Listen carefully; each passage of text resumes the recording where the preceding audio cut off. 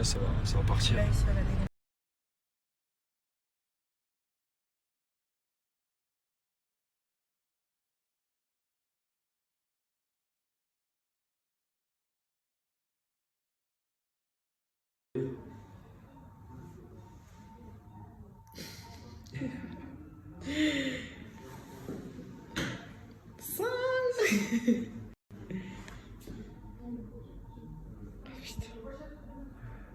Gangsta.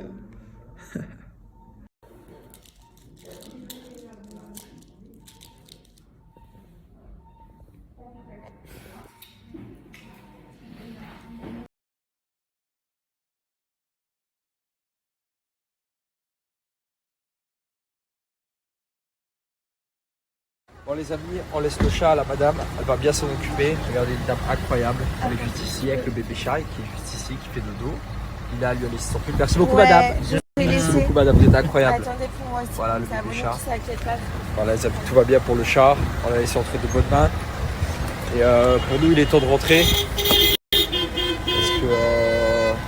Parce qu'il n'y a plus de vol après. Et que je vais le décasser, je me vois mal continuer le voyage humanitaire avec cette tête là.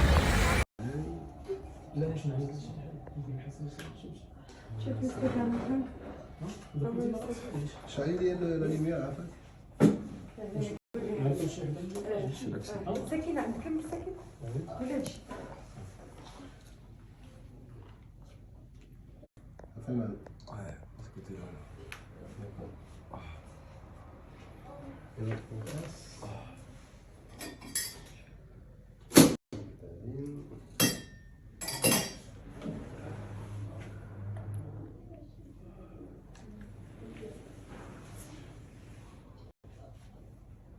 الثانية هذيك حلي نبات عافاك نحلها؟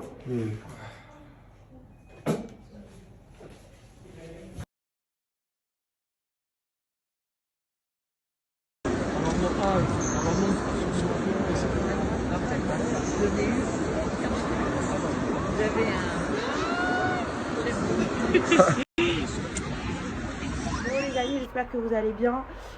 Bon, il nous est arrivé un truc de fou, vraiment genre improbable. On va devoir quitter Maroc très rapidement. On a pris notre vol aujourd'hui. Que je vous explique, en gros, on est parti ce matin dans une montagne. On devait faire ramener des gens pour reconstruire une maison qui avait été complètement détruite d'une famille. Et en fait, ce qui s'est passé, c'est que moi, j'ai voulu soulever une planche de bois sur le plafond. Et en fait, Dylan, la planche est tombée. Dylan a voulu m'aider en me protégeant. Et il s'est pris la planche dans la figure. Donc, du coup, voilà, en catastrophe, il s'est cassé le nez complètement. Son nez était complètement dévié sur la gauche. Ce qui s'est passé, c'est que du coup, on est parti très vite. On n'a même pas filmé et tout, parce que franchement, la priorité, c'était son nez, c'était les urgences et tout. On est parti à la clinique en urgence. On a eu de la chance, on est tombé sur un... On a eu de la chance, je suis désolée pour la tête. Hein. Vraiment là, il n'y a plus rien qui va. C'est pas grave, c'est pas le plus important. On a eu de la chance, on est tombé sur un très très bon médecin qui lui a bien remis son nez. Le problème, c'est que vous allez voir, il a un plâtre sur tout le visage. Donc clairement, on ne se voit pas continuer l'humanitaire comme ça. Franchement, on a beaucoup de bâtons dans les roues. On se dit que c'est peut-être un signe, que c'est peut-être pas le bon moment. En tout cas, voilà, on a sauvé les meubles parce que du coup ça va. Il n'y a rien de grave. Il n'a pas touché ses yeux. Là, il est hyper gonflé. Vous allez voir, son visage, c'est un truc de fou. Du coup, ouais, on est obligé de quitter les lieux. Ce qui se passe, c'est qu'en plus de ça, ils ferment les frontières à la France. Le Maroc ferme à la France, ça veut dire qu'on ne peut même pas re-rentrer après ce soir minuit. Donc on a peur de se retrouver bloqué, sachant que Dylan, il a les travaux au Luxembourg chez sa mère à faire. Du coup, voilà, il ferme les frontières, on a peur d'être bloqué, il a le nez cassé, il doit faire les travaux chez sa mère bientôt, donc on n'a pas le choix, on doit rentrer. Moi, ma priorité là, c'est de m'occuper du chat, c'est hors de question que je le laisse comme ça, avec nous dans la village. Il était tout seul, il était errant, il tremblait, il avait faim, il était affamé, on lui a acheté à manger et tout. On l'a mis au chaud. Là, je vais l'emmener chez le vétérinaire, on est en route, on a fait les valises. On va l'emmener chez le vétérinaire. Priorité pour qu'il fasse tous les soins. Je vais m'occuper vraiment de lui jusqu'au bout et je vais essayer de lui trouver une famille. Si vous connaissez quelqu'un au Maroc qui va adopter un petit chat, il est trop mignon. Moi, si c'était en France, je l'aurais pris. Il va adopter un petit chat. Il est trop mignon. Moi, si c'était en France, je l'aurais pris 1000 fois. Si j'habitais ici, je l'aurais pris, je l'aurais gardé. Mais malheureusement, je ne peux pas. Donc, je fais appel à toute ma communauté. Écrivez à moi ou à Dylan. Il n'y a aucun souci. Je vais vous mettre l'adresse du vétérinaire où il sera. Je vais leur demander de le garder. Voilà, je vais vous mettre toutes les coordonnées. En tout cas, si vous connaissez quelqu'un, ça a coupé, qui va adopter un chat, voilà, n'hésitez pas. Je vais vous mettre en tout cas toutes les coordonnées de l'endroit où vous pouvez le laisser. Et là, il y a le chauffeur. Il faut qu'on y aille, il faut que j'y aille, il faut que je me dépêche parce qu'on a le vol pas trop tard. C'était très compliqué de trouver un vol puisque tout le monde rentre en France du coup, vu qu'ils ont fermé les frontières. Bref, une mission, je vous raconte même pas. Je vais vous montrer Dylan. Oh là là, il est dans un état, mais en état. Franchement, il est fort. Il est fort. J'étais là quand il a remis le nez et tout. C'était un truc de fou. Donc voilà, je me dépêche. J'emmène le chat et n'hésitez pas à nous écrire par rapport au petit chat.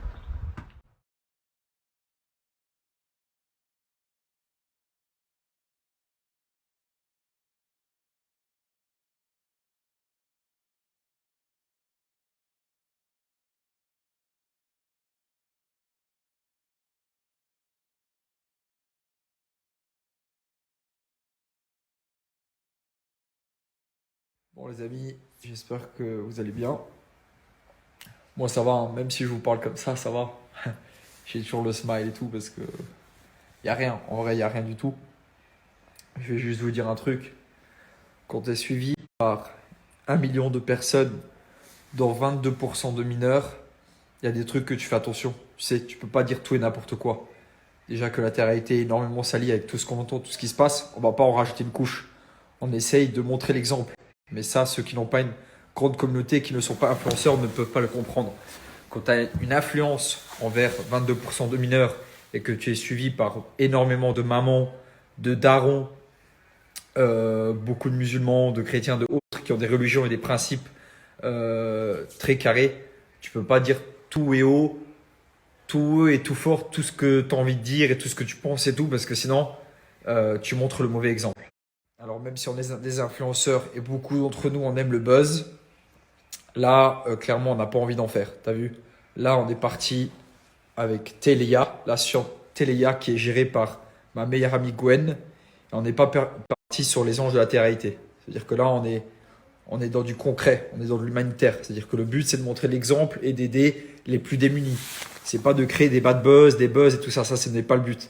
C'est pour ça que quand je vais dire à Lila, dit qu'il y a une planche de bois qui m'est tombée sur le visage, voilà, on entend ça, on l'accepte et point barre. Peu importe ce qui s'est passé. Parce que le buzz, on n'en a pas besoin. On cherche pas le buzz, on cherche pas ça. Alors que le buzz, on peut l'avoir. Si vous préférez que je vous dise, ils étaient à 3 contre moi et ils m'ont défoncé la gueule, je peux le dire aussi. Mais c'est pas ce qu'on recherche. Après, qui a tort, qui a raison, ça, vous n'étiez pas sur place. Après, ce que les blogueurs et autres disent, nous, la vraie histoire, on la connaît, que ce soit l'association, l'équipe, ceux qui étaient présents pour faire de bonnes choses à la base, on était présents. Après, j'ai envie de dire que c'est le maktoub, c'est le destin, il n'y a pas de souci. J'ai eu beaucoup de signes sur ce voyage humanitaire. Le premier signe, c'est que ma soeur et mon beau-frère, qui est mon meilleur ami depuis 15 ans, ils se sont mariés le 25. Je devais partir le 24. J'ai dit, écoute Noémie, j'aurais tellement être là à ton mariage, surtout que c'est quelque chose que j'aime beaucoup, le mariage. Et en plus, avec mon meilleur ami, elle s'est pas mariée avec un mec que je connais pas, elle s'est mariée avec mon meilleur ami d'enfance. Elle s'est mariée avec lui. Et j'ai dit, écoute Noémie, tu me connais, je préfère aller faire de l'humanitaire et aider les gens dans le besoin que être à ton mariage. Mais elle me connaît, elle sait pourquoi je dis ça. Moi, l'humanitaire et aider des gens dans le besoin, qui ont faim, qui ont froid, qui dorment mal la nuit, c'est plus important que des plaisirs personnels. Et c'est pour ça que j'ai décidé de partir tous les 2 mois. Là, tous les prochains mois, tous les 2 mois, je vais partir en voyage humanitaire. Bref, ça, c'est encore un autre sujet. Ensuite, il y a eu la villa. Le fait qu'on se soit fait, que Gwen ait payé la villa à distance et qu'on l'a arnaqué de 600 €. C'est-à-dire que ça, c'était un deuxième signe. C'est-à-dire qu'on se trouvait sans logement. Deuxième truc, enfin, troisième truc même, un autre signe, c'est que on devait dormir dans un orphelinat. Ça aussi, ça a été annulé. C'est-à-dire qu'encore une fois, on se retrouve à la rue, on se retrouve sans logement. J'arrive sur place, je fais appel à mes contacts en disant que j'ai pas de logement et j'ai des personnes qui me contactent bien évidemment avec des logements gratuits Et il y avait celui-ci qui était payant. Pas grand-chose, mais qui était payant. Et j'ai préféré prendre le logement payant parce que je me suis dit, l'association, comme ça, ils auront un jardin, comme ça, on sera bien. Et comme ça, tout le monde se sentira plus à l'aise, c'est plus grand, il y a plus de chambres. Bon, le quatrième signe, c'est que on se fait prendre nos dons. Comme vous avez pu le voir à l'aéroport, dès qu'on arrive, on se fait prendre nos dons. Tout ça, c'est des signes assez forts quand même. On se fait prendre nos dons, on se fait arnaquer sur un logement. À l'orphelinat, ils refusent parce qu'ils sont occupés. Le mariage de ma sœur, Gwen, la vice-présidente, qui est ma meilleure amie. Moi, je la considère vraiment, je l'aime et c'est comme ça changera jamais. Qui peut pas venir. Ça aussi, c'est un signe, le fait que la présidente de l'association ne peut pas venir. Elle peut pas venir parce qu'elle vient d'accoucher, la pauvre. Dieu merci, elle vient d'accoucher. Et son fils n'avait pas le passeport pour voyager parce qu'il a 4 semaines. Mais c'est aussi le fait qu'elle puisse pas venir. Moi, c'est avec elle que je collabore. C'est avec elle qu'on travaille. C'est elle mon binôme de vie. Mon binôme de vie et mon binôme pour l'humanitaire, c'est elle. Il y a personne d'autre. C'est avec elle que je m'entends. Et du coup, je me retrouve à partir avec des inconnus, des gens que je connais pas, que j'ai vu 2-3 fois, avec qui j'échange pas, avec qui j'écris pas, qui me connaissent pas, qui savent pas à quel point ça me tient à cœur les choses. C'est-à-dire que je pars avec 11 inconnus. Du coup, quand tu pars avec des inconnus, il y a toujours des tensions parce qu'on se comprend pas, on se connaît pas. Et il n'y a pas de je suis au-dessus, je suis pas au-dessus. Ça, c'est les blogueurs qui racontent de la merde. Vous savez, si aujourd'hui je me déplace avec 11 inconnus et que je fais des voyages humanitaires avec des inconnus, c'est parce que je me considère comme eux. Tu sais, on est tous humains. Le seul qui est au-dessus, c'est Dieu. C'est pas parce que tu as une pastille bleue et que tu as 1 million de followers. Moi, je suis un être humain avant tout. Mais je peux plus penser comme ça. Je peux plus penser comme ça. Je peux plus penser comme un mec banal, machin, tout ça, parce que je me retrouve avec des gens qui me voient d'une certaine façon, qui m'aiment ou qui m'aiment pas, qui pensent que je me prends pour quelqu'un alors que pas du tout. Et c'est compliqué. C'est très compliqué. Et c'est pour ça que, tu vois, je suis le seul, sans me la vanter, c'est pas du tout pour me la péter, mais je suis le seul de la terre-été qui va partir avec 11 inconnus. 11 personnes que je ne connais pas, qui viennent d'origines différentes, qui ont une autre culture, une autre mentalité. Tu sais, le luxembourgeois, les Français, ils ont d'autres mentalités, c'est pas le même truc. Et qu'on le veuille ou non, quand tu es dans un groupe de 12 personnes, il y a des gens qui viennent pour l'humanitaire et il y a toujours des gens qui viennent un peu parce que c'est sympa. Ils se retrouvent dans une villa, on part à Marrakech, c'est cool. Et on va pas là pour les mêmes vraies raisons. Moi, je viens ici pour me buter. Vous m'avez déjà vu dans mes voyages humanitaires, je me bute. Je perds du poids, je vais vraiment dans le truc, je vais dans le dur. Et ici, dans un groupe, il y en a toujours des qui sont un peu plus relax, qui vont leur préoccupation, c'est qu'est-ce qu'on va manger ce soir, à quelle heure on rentre, j'espère qu'on va pas faire trop de route, je suis un peu fatigué, est-ce qu'il y a une nanny pour nous faire à manger, est-ce que quelqu'un fait le ménage, c'est des trucs. T'as vu, comme je le répète tout le temps, moi je suis pas en vacances, j'habite à Dubaï, c'est les vacances à l'année. Je suis déjà venu à Marrakech, j'étais juste en vacances à Marrakech, je suis venu ici pour faire de l'humanitaire. C'est-à-dire que moi, j'arrive dans une mentalité qui est très dure et il faut faire. C'est-à-dire que pas tout le monde, on se comprend pas tous. On se comprend pas tous et comme je vous l'ai dit, on a d'autres comportements, on a des caractères différents et tout ça. Et vu qu'on se connaît pas, c'est compliqué. Après voilà, je vais pas rentrer dans les détails parce que je créerais du tort à l'association, clair et net. Si je parle vraiment, je vais créer du tort à l'association et je veux pas parce que c'est une très belle association malgré tout. Il y a Gwen qui est à la tête de cette association. Gwen qui est une femme, vous l'avez vu de toute façon au Sénégal, vous l'avez vu tous les voyages humanitaires, je suis parti avec elle. J'ai jamais fait un seul voyage humanitaire sans elle. C'est mon bras droit, son pied, mon pied. Là, elle est en France, elle est triste de la situation qui s'est passée. On va pas en rajouter une couche. On va pas, voilà. On va dire en gros qu'on a des comportements différents, ça s'est mal passé, dommage. Il y a eu ce qui s'est passé, c'est triste, mais c'est la réalité. Après voilà, on n'a pas voulu s'exprimer pour pas salir l'association, pour pas parler de ça parce que ça reste quelque chose de sale malgré tout. Là, tout le monde est parti en France. C'est comme un exemple tout bête. Quand j'ai su que le Maroc était bloqué, encore un 6e signe, le Maroc était bloqué, on devait rentrer en France. Et moi, j'ai dit non, je reste. J'ai dit que je ferais 10 jours de voyage humanitaire, j'en ferais 10. Même si après, je dois rester bloqué 2 mois ici, je ferai mon voyage humanitaire. Je veux pas partir. Il a fallu qu'on me casse le nez pour que, au final, je dise bon, il faut que je rentre. C'est peut-être le signe de trop. Tu vois, j'en ai eu des signes, comme je vous l'ai répété juste avant, il y a eu beaucoup de signes. Les villas, le mariage de ma sœur, les dons, les machins, tout a été bloqué, machin, le Maroc qui bloque et tout. Je voulais pas partir. Moi, quand je dis que je vais au Maroc faire un voyage humanitaire de 10 jours, je fais mes 10 jours. J'en fais pas en moins. Ou j'en fais en plus, mais j'en ferai pas en moins. Et du coup, même quand j'ai su que le Maroc était bloqué, je me suis dit, c'est pas grave, on reste. Il a fallu vraiment qu'on me casse le nez, qu'il se passe ce qui s'est passé pour que je décide de rentrer. Là, toute l'association, ils sont rentrés en France. Il n'y a plus personne qui est au Maroc. Pourquoi ils sont partis? Bah, sûrement parce que aussi ils auraient été bloqués, mais ça dépendrait que de moi. On serait resté, si j'avais pas le nez cassé, je serais resté. Je serais resté alors que dans quelques jours, je commence les travaux de la maison de ma mère, alors que j'ai beaucoup de trucs à faire à Paris. Ça fait 4 mois que je suis pas rentré chez moi à Dubaï, il faut le dire quand même. J'ai 27 ans, j'ai pas 20 ans.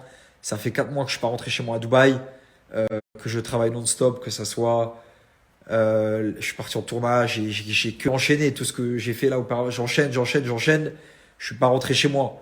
Je dors chez un pote, je dors chez ma mère. C'est pas chez moi, je suis pas chez moi. Je fais plus trop de sport parce que j'ai pas l'occasion alors que je suis un acharné de sport. Du coup, voilà, c'est compliqué. Je rentrerai chez moi fin janvier parce que je vais terminer les travaux de la maison de ma mère, parce que j'ai le voyage à la Mecque dont j'avais promis, parce que j'avais ce voyage humanitaire au Maroc à faire, parce que j'étais en tournage, parce qu'il y avait tous ces trucs-là à faire. Du coup, voilà, bientôt, le prochain truc, c'est les travaux de ma mère. Ensuite, c'est le voyage à la Mecque.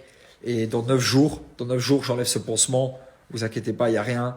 C'est un détail. De toute façon, on va commencer bientôt, on commence les entraînements de boxe. Bientôt, sûrement, voilà, on en parlera plus tard. Mais c'est pas très grave. Ouais, vraiment, ça a l'air impressionnant comme ça. Mais en vrai, c'est parce que j'ai le nez bouché que je parle bizarre et que j'ai un pansement sur le visage. Mais en vrai, il y a rien. Le nez, il a été cassé, il l'a remis droit, il l'a clac, il l'a remis droit. L'œil, c'est parce que je me suis mouché, alors il a gonflé. Mais en vrai, il n'y a rien. Dieu merci, il y a pire dans la vie. On va pas se plaindre. Mais voilà, comme ça, vous avez, entre guillemets, la vérité. N'en faites pas un drama. N'en faites pas un drama parce que derrière cette association, comme je vous l'ai dit, il y a une femme qui est vraiment, vraiment incroyable. Je donnerai ma vie à cette femme, clairement. Du coup, voilà, on va arrêter d'en parler. Vous avez la vérité, vous avez la vraie version. Après, les buzzers, ouais, les blogueurs qui buzzent à l'année et qui essayent de gratter sous notre dos, il y en aura tout le temps. Des faux articles et tout ça, c'est pas très grave. À la base, si on aurait pu laisser le truc, un morceau de bois m'est tombé sur le visage, ça aurait arrangé tout le monde. Moi et l'association. Voilà, dernier détail que j'ai envie de dire. Je pense que durant tous mes voyages humanitaires que j'ai fait, il s'est toujours passé des trucs un peu bizarres, un peu chelous parce que j'étais pas au contrôle et parce que je partais avec des gens que je connaissais pas. Là, j'ai décidé d'ouvrir ma propre association. Je vais ouvrir ma propre association. Je vais faire tout dans les règles de l'art. On va ouvrir une vraie cagnotte qui sera carrée, qui aura un juridique derrière, où il y aura un avocat derrière, où on va choisir les pays les plus démunis, comme le Madagascar, le Yémen, des pays vraiment forts. Je vais moi créer l'équipe, des gens qui veulent vraiment, vraiment faire de l'humanitaire, qui ont la rage de ça, qui ont beau truc. Ça va mettre du temps parce que je vais faire les choses carrées et bien, parce que c'est important de le faire. Et je pense qu'avec l'expérience que j'ai et surtout l'envie que j'ai, je peux le faire. Et du coup, c'est une question de temps.